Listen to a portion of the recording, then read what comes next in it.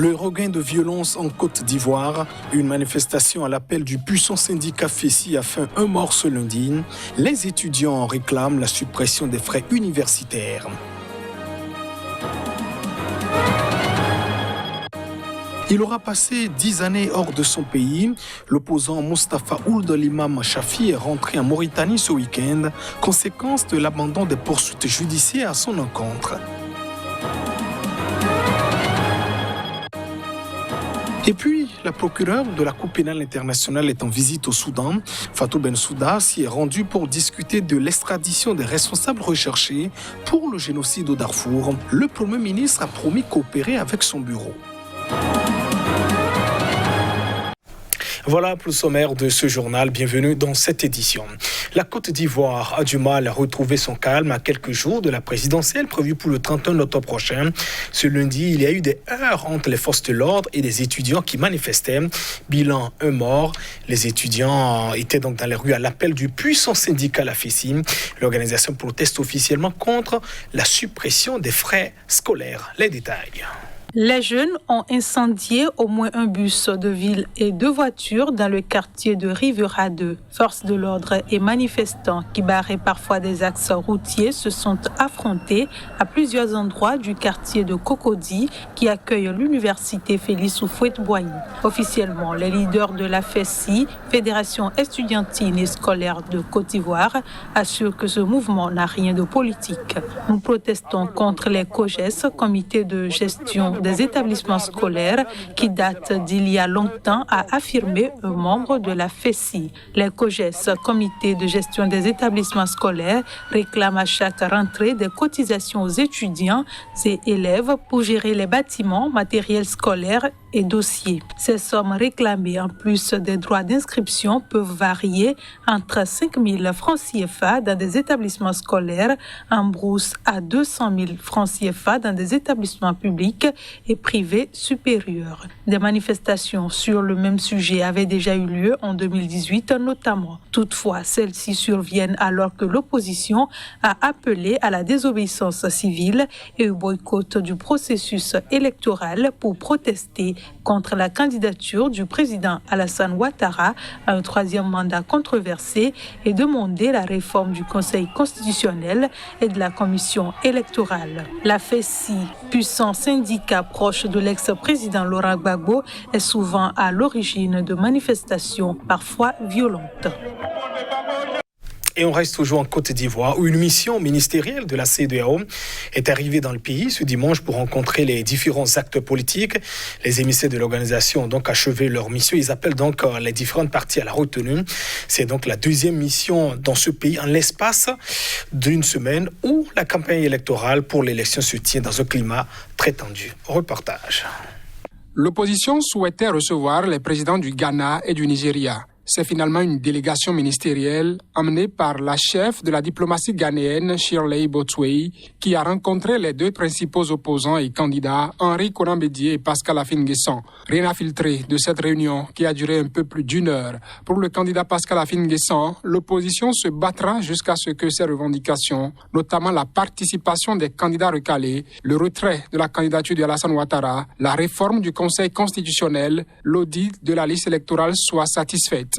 Après une première visite, il y a une dizaine de jours, les diplomates de l'organisation ouest-africaine doivent de nouveau tenter de résoudre un problème politique qui paraît inextricable. La délégation de la CEDEAO doit également rencontrer le chef de l'État et candidat à un 3e mandat controversé Alassane Ouattara, ainsi que le Premier ministre Ahmed Bakayoko. Des violences intercommunautaires, opposants, partisans et adversaires de Alassane Ouattara ont fait au moins 2 morts depuis vendredi à Bougouanou, à 200 km au nord d'Abidjan, fief de Pascal Afin-Guesson. En août et septembre, des violences interethniques avaient déjà fait une 15aine de morts dans plusieurs villes du pays dans le sillage de l'annonce de la candidature du président Alassane Ouattara et après le rejet par le Conseil constitutionnel de 40 candidatures, dont celle de l'ex-chef rebelle et ancien Premier ministre Guillaume Soro et de l'ancien président Laurent Gbagbo. En Guinée-Conakry, Cellou Dalein Diallo, le principal opposant, a lancé donc un appel à tous ses partisans de faire preuve de retenue et de responsabilité. Il a lancé cet appel lors de l'élection présidentielle qui s'est donc tenue ce dimanche, où il espère évidemment empêcher la réélection du président sortant Alpha Condé, qu'il accuse de chercher à tricher et de remporter ce scrutin. Vraiment, la population a réitéré, ou plutôt exprimé, si vous voulez, sa confiance et sa détermination à provoquer l'alternance en ma faveur. Et la stratégie aujourd'hui qui est en train d'être élaborée, hélas, de l'autre côté, c'est comment tricher. Parce que M. Alpha Condé ne peut pas renoncer à son désir de s'octroyer une présidence à lui. Alors, à cet égard, je lance un appel à tous mes partisans pour faire preuve de retenue, de responsabilité, pour que ce scrutin se passe dans les meilleures conditions. Je n'ai aucun doute quant à l'issue du scrutin. Et c'est pourquoi je ne souhaite pas que des violences viennent perturber le scrutin et compromettre peut-être dans une certaine mesure ma victoire. Je n'ai pas d'inquiétude quant à l'issue du scrutin.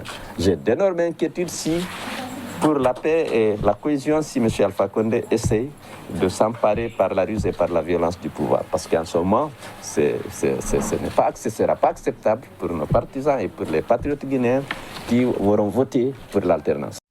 Voilà l'opposant Cellou Dalein Diallo qui vient d'ailleurs d'annoncer sa victoire au premier tour. Cela fait plus de 10 ans qu'il a donc quitté la Mauritanie. Ce dimanche, l'opposant Mustapha Ould Limam Chafi est rentré au pays, homme d'affaires. Il est reconnu notamment pour son rôle très clé dans la libération d'otages occidentaux au Sahel. Les détails dans ce récit. Fin d'un long exil pour l'opposant mauritanien Mustapha Chafi. L'homme d'affaires connu pour son rôle dans la libération d'otages occidentaux au Sahel est rentré dimanche d'un exil, une occasion pour les Mauritaniens de se réconcilier et de préparer leur avenir ensemble, a confié à son domicile de Nouakchott à quelques journalistes. Ould Chafi peu après être descendu d'un vol en provenance du Qatar. Je me réjouis de revenir dans le pays. Je suis très content. C'est un plaisir pour moi. On ne peut que se réjouir de revenir dans le pays après tant d'années d'exil. Un exil pendant lequel j'ai perdu des êtres qui me sont très très chers. Des parents, mon père, ma mère, des amis.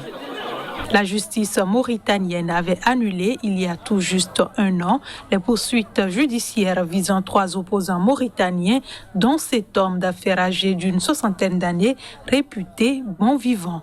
Le geste avait été présenté comme un signal de la volonté d'apaisement et de normalisation du climat politique après l'élection mai 2019 du président Mohamed Ould Cheikh El Ghazouani. Ould Chafi était un farouche opposant au président Aziz au pouvoir de 2008 à 2019. Il avait été visé à partir de 2011 par un mandat d'arrêt délivré par le pôle antiterroriste de la justice mauritanienne pour connivence et lien avec les groupes djihadistes au Sahel, en l'occurrence Al-Qaïda au Maghreb islamique. Il était à l'époque connu pour son rôle décisif dans les négociations pour la libération de plusieurs Occidentaux enlevés par AQMI et disposait d'un carnet d'adresses impressionnant. Au Nigeria, des djihadistes liés à l'organisation État islamique ont tué 14 soldats du pays dans une attaque contre une base militaire située au nord du pays. Bilan évoqué par des sources militaires. L'attaque vendredi de la base militaire de Jacana avec des mitrailleuses et des lance-grenades a été suivie d'une offensive d'intenses combats. Plusieurs soldats sont portés disparus et 4 camions chargés de mitrailleuses ont été dérobés lors de l'attaque. Jacana, à 25 km de Maïdougouri, la capitale de l'État de Borno, épicentre de l'insurrection djihadiste au Nigeria, se situe à l'intersection d'une route stratégique pour les combattants de l'ISWAP. reliant leur camp dans la forêt de Beni Sheikh et leur repère de Bouni Yadish dans la région de Yobe. Le village et la base militaire qui est installée ont été la cible de nombreuses attaques du groupe issues d'une scission de Boko Haram. L'armée nigériane a entamé lundi une vaste opération de ratissage dans une zone comprenant Jakana. L'insurrection islamiste s'est développée dans le nord-est du Nigeria à partir de 2009 avant de se propager dans les pays voisins au Cameroun, au Niger et au Tchad. Depuis cette date, plus de 36 000 personnes, principalement au Nigeria, ont été tuées et 3 millions ont dû fuir leur domicile, selon l'Organisation des Nations Unies. Le Premier ministre soudanais Abdallah Hamdok s'est engagé à coopérer avec la procureure de la Cour pénale internationale. Fatou Bensouda est en visite à Khartoum, la capitale, pour discuter de l'extradition de responsables recherchés pour le génocide au Darfour. La visite de la procureure de la Cour pénale internationale est une preuve de la réforme totale du Nouveau-Soudan, a affirmé le chef du gouvernement de transition après sa rencontre avec Fatou Bensouda. Cette dernière a confié à l'agence de presse soudanaise Suna que sa visite avait pour objectif, dans un premier temps, de discuter de la complémentarité du travail de la Cour et de l'appareil judiciaire soudanais sur le Darfour et aussi de la coopération des autorités soudanaises dans la collecte d'informations sur Ali Abdel Rahman Kocheib, chef de milice et un des collaborateurs de l'ex-président Omar el-Béchir, recherché par la CPI pour crimes contre l'humanité et génocide au Darfour. Après 13 ans de fuite, Kocheib s'est rendu début juin à la CPI qu'il a officiellement inculpé le 15 juin de 53 chefs de crimes de guerre et contre l'humanité commis au Darfour entre 2003 et 2004, dont meurtre, viol, pillage et torture. Le gouvernement de transition s'était engagé verbalement en février à favoriser la comparution d'Omar el-Béchir devant la CPI à une date indéterminée. Reconnu coupable de corruption en décembre 2019, l'ancien autocrate de 76 ans est actuellement jugé dans un procès distinct pour le coup d'État l'ayant porté au pouvoir en 1989 et dans lequel il risque la peine de mort aux côtés de 27 autres accusés. La procureure de la CPI, dont la visite au Soudan se termine le 21 octobre, a également rencontré samedi le garde des Sceaux soudanais Nasr Eldin Abdel Bari. Fatou Bensouda s'est aussi entretenu avec un membre du Conseil souverain de transition. Mesdames et messieurs, ainsi se referme cette édition. Merci de votre attention.